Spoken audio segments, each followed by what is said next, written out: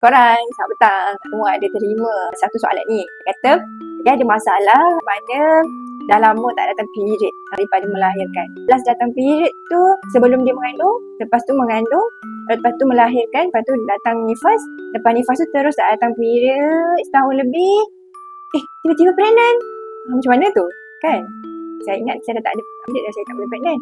Okey, jom doktor membantu korang. Okay, sebenarnya, kalau kita melahirkan anak dan waktu selepas kita melahirkan itu, kita menyusukan anak kita 100%.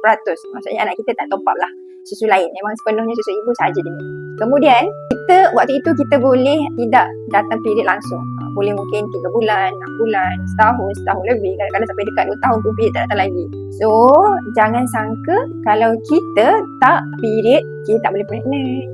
Kita boleh terus sambung dengan pregnant. Kadang-kadang tak datang period langsung, kita boleh terus pregnant. Sebab kita ada waktu telur keluar tapi kita tak tahu bila. Macam tadi, Puan Ji bagi tahu dengan doktor Mu, dah pregnant. Macam mana?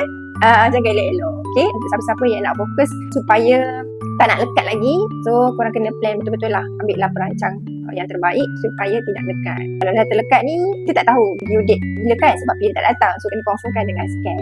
Dapat sesuatu tak? Suka tak dengan cerita doktor macam tu? Kalau korang suka, cuba korang tolong like, tolong share. Kemudian jangan lupa follow. Nanti tengoklah cerita doktor lagi. Bye-bye.